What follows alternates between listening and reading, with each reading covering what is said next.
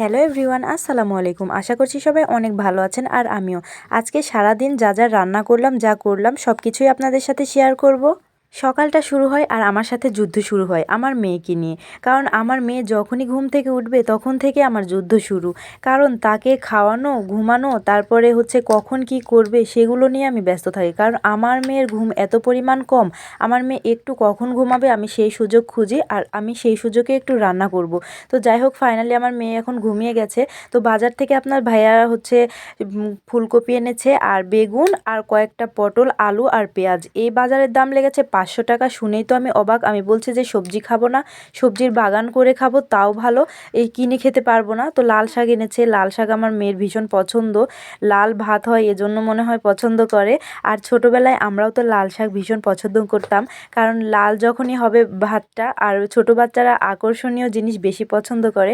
আর এই যে আলু পেঁয়াজ, আর ঘরে হচ্ছে একটাই ডিম ছিল, এই ডিম দিয়ে আজকের রান্নাটা চালিয়ে নিতে হবে আমার। কারণ আজকে সারাদিন কারেন্ট ছিল না, সারাদিন হচ্ছে একবারে মাইকিং করেছে কালকে যে সারাদিন কারেন্ট থাকবে না। তো ফ্রিজের অবস্থা খুবই খারাপ, জানি না কেন পানি গলছে একবারে বরফ গলে।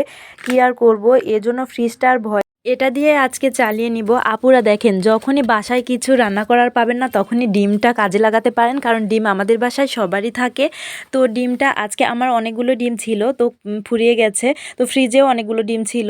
তো যাই হোক, আমি একটা আপু আজকে রান্না করলো দেখলাম যে হচ্ছে ফুলকপি দিয়ে ডিম দিয়ে রান্না করছে। তো আমার তো ভীষণ ভালো লেগেছে, এজন্য আমিও ট্রাই করলাম।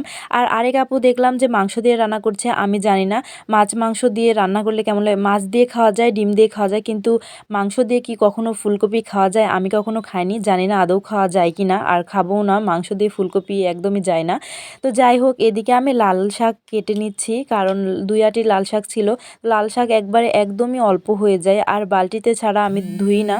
শাকসবজি আমি বেশি করেই ধুই, কারণ বাজার থেকে কিনে আনা অনেক ধুলোবালি পড়ে থাকে, এজন্যই আর কি। আর রান্না করলে যদি খিচখিচ করে খাওয়া না যায় তাহলে তো আর একদমই হবে না, এজন্যই আমি বেশি করে পানি দিয়ে ধুয়ে নিই। আর এদিকে আমার সবজি কাটা হয়ে গেছে, সবজিগুলো আমি বেশি করে পানি দিয়ে ধুয়ে নিচ্ছি।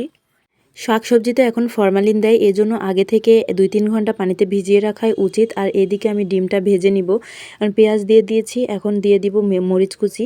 তো আমি ডিমটা এখন ভালোভাবে ভেজে নিব।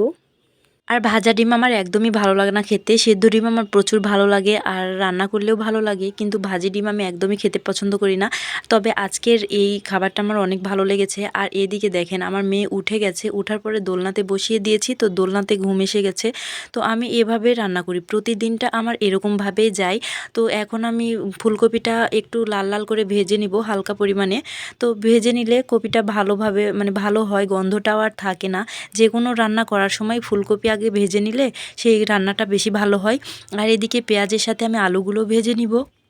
আর এমনিতে রান্নার আগে আমি পেঁয়াজ আলু আগে থেকে ভেজে নিই আর মশলা কষিয়ে নিই, কারণ এটা আমি রান্না করার সময় আমি এটা প্রচুর ফলো করি, কারণ মশলার গন্ধটা যেন না থাকে। আর এদিকে মশলা কষানো হয়ে গেছে, আমি ফুলকপিটাও দিয়ে দিয়েছি, দেখেন কত সুন্দর কালার এসেছে। আমি এখন কষিয়ে নিব হালকা করে পানি দিয়ে। এখন মশলাগুলো মেশাচ্ছি আমি সবগুলো। আর এমনিতে শীতকালীন সবজি আমার ভীষণ ভালো লাগে খেতে, সেটা ফুলকপি হোক আর বাঁধাকপি হোক, যেটাই হোক না কেন। ফুলকপি আর বাঁধাকপির পাকোড়া আরও বেশি ভালো লাগে। এখন আমি বলকে মানে ঝোল দিয়ে দিয়েছি, ঝোলের বলকে এখন আমি ডিমগুলো দিয়ে দিয়েছি। ডিমটা এখন দেওয়ার পরে দেখেন ফুলে উঠবে ঝোলে। আমার এটা আরও বেশি ভালো লেগেছে, কারণ ঝোলের ভিতরে দেওয়ার সাথে সাথে ডিমটা ফুলেও গেছে। তো এখন আমি লাল শাকটা ধুয়ে নিয়েছি, লাল শাক এখন চড়িয়ে দিচ্ছি। আমার আজকে আর মানে এত পরিমাণ দেরি হয়ে গেছে, একবার আমার মেয়েকে সামলাচ্ছি, একবারে রান্নাপাড়ে আসছি। তো কি আর করব, কিছুই করার নাই। কয়েকটা মরিচ দিয়ে দিচ্ছি, কারণ মরিচটা আমি কেটে দিইনি, কারণ আমার মেয়ে একদমই ঝাল খেতে পারে না। আর লবণ দিয়ে দিলাম এখন। আর আমার রান্না প্রায় শেষ। এই তো আমার ডিমের ফুলকপি দিয়ে ঝোলটা হয়ে গেছে, দেখেই বুঝতে পাচ্ছেন কালারটা ভীষণ সুন্দর হয়েছে, আর খেতেও কিন্তু দারুণ হয়েছে। অবশ্যই বাসায় ট্রাই করবেন। আর বাজার থেকে কবুতরের বাচ্চা এনেছে 2টা, আমার হাজব্যান্ডের নানি অসুস্থ, এজন্যই আর কি। আর এইদিকে আমার মেয়ে খালি স্যান্ডেল পেলেই হয়, বড় বড় স্যান্ডেল তার ভীষণ পছন্দ। দেখেন লাল ভাত আমার মেয়ে ভীষণ পছন্দ করে। আজকের ব্লগটা আপনাদের কেমন লাগলো অবশ্যই কমেন্টে জানাবেন। আজকে এই পর্যন্ত, দেখা হবে নতুন কোনো ভিডিওতে। আল্লাহ হাফিজ।